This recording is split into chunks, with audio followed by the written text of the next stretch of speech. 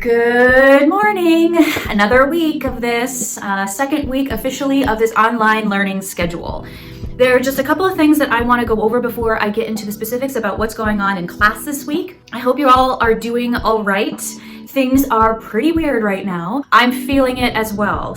It's very challenging for everyone, which is why I really encourage you to take me up on the journal about your thoughts and feelings and what you're up to at this time. The people who have written journals so far have written some pretty neat things, and I'm really enjoying reading them. So please keep sending them in. They're an easy few points toward what I'm going to go over as your virtual participation grade. So when you see an assignment that somewhere in the description says virtual participation, those words, that's what it means, this online experience that we have and the assignments associated with it. The other thing that it's going to include is just saying that you're here. When you are logged in to Google Classroom, you're watching this video and you are looking at the assignments, I need for you in the comments to say, hey, I'm here, or working on the assignment, or watch the video. Just a few words, even just one saying here, just to tell me that you are alive and you are seeing my posts and hopefully working on the things that you need to. When an assignment is due, that suffices as that virtual participation, I'm here thing. Okay, so when an assignment is not due, for example, this week going to be like a week-long assignment and you're going to be doing it in different stages. So the first class, I'm just going to specifically ask you to, in the comments, either YouTube, you could do that here, or you could do it in Google Classroom, just say I'm here, I'm working on the assignment. That would be great. And then when it's due by the end of the week, then you can just share with me the assignment and that will suffice as your virtual participation.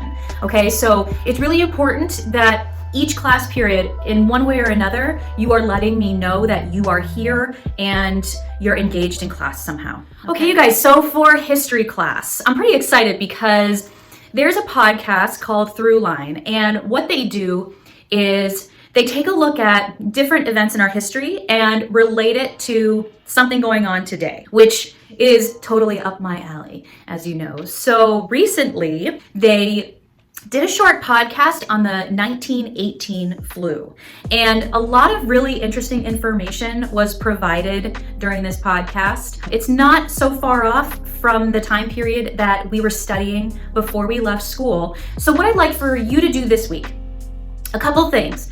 One, I would like for you to listen to the 1918 podcast. The link is attached on Google Classroom, and it's through the podcast Throughline. If you have any technical difficulties, please let me know and I will help you out with that. When you are done listening to that podcast, what I'd like for you to do is to fill out the attached Venn diagram. Feel free to just draw it in your notebook, and then that way you can just take a picture and send it to me, whatever works for you, okay? So you're gonna be completing a Venn diagram. On one side, one circle, it's going to be the 1918 flu and the unique characteristics of that particular situation worldwide.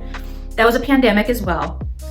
And in the other circle, you are going to list all of the unique characteristics of what's going on today with the COVID-19 pandemic.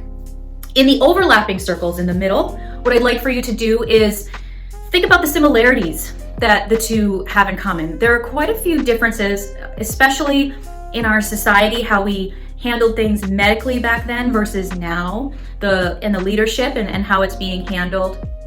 But there are a lot of general similarities too, which we can definitely learn from. That takes me to the next part of what I'd like for you to do. So once you have listened to the 1918 podcast, filled out the Venn diagram, both sides with the differences and similarities, I then want you to write just a paragraph summary of those similarities and differences. And you know me, I want you to think big picture. What can be learned from the 1918 situation, and how can that be applied to today? I'm not asking for this to be due the first class period that we meet this week. I would like for it to be done at the end of the second class period that we meet. So in thinking strategically about the virtual participation points. The first class period, just comment on YouTube or Google Classroom that you're here, you watched the video, or you're working on the assignment, something to let me know that you're here.